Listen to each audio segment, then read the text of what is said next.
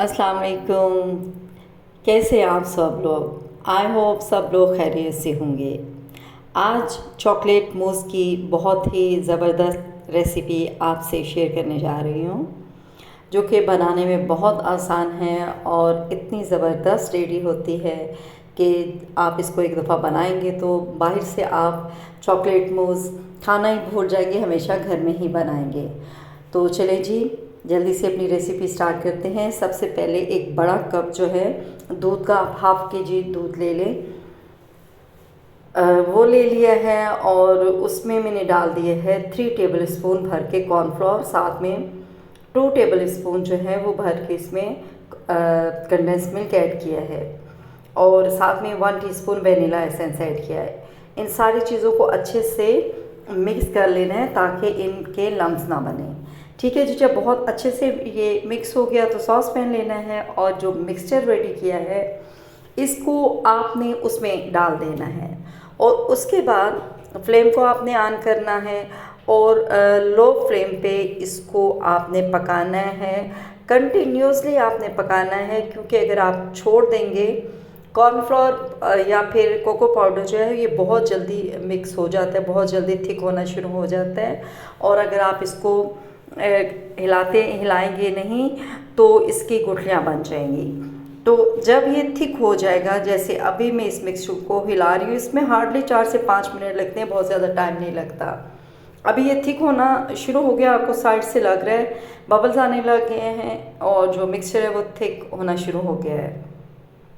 अच्छा, अब इस स्टेज पे एक बाउल जो है वो मैंने भर के चॉकलेट का ले लिया है। मैंने मिल्क चॉकलेट भी ली है और डार्क चॉकलेट भी ली है। दोनों चॉकलेट्स को मिक्स करके एक बाउल भर के वो इसमें ऐड कर दिया है। साथ में ही चॉकलेट डालते ही मैंने फ्लेम को ऑफ कर दिया है, क्योंकि मिक्सचर बहुत गर्म है तो इसमें जो चॉकलेट अच्छे से मेल्ट हो जाएगी। साथ में ही 1 टीस्पून इसमें बटर ऐड कर दिया है। मिक्स करके इसको ठंडा होने के लिए मैंने पंखे के नीचे रख दिया है ताकि वो ज़रा जल्दी से ठंडा हो जाए।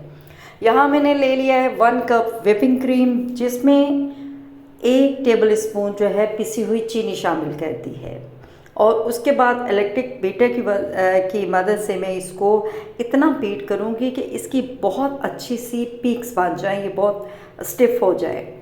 अच्छा जी, यहाँ आप देख रहे हैं कि व्हिपिंग क्रीम जो है इसको अच्छे से विप हो चुकी है। अच्छा, एक बात आप हमेशा माइंड में रखिएगा कि जब आप व्हिपिंग क्रीम को विप करें तो बीटर की स्पीड स्टार्टिंग में स्लो रखनी है, एकदम से आपने उसको फुल स्पीड पे नहीं कर देना है। स्लोली स्लोली आप स्पीड जो है वो बढ़ाते जाया कीजिए। अच्छा जी, क्रीम अच्छे से बीट हो चुकी है, इसमें से मैंने थोड़ा क्रीम निकाल ली है।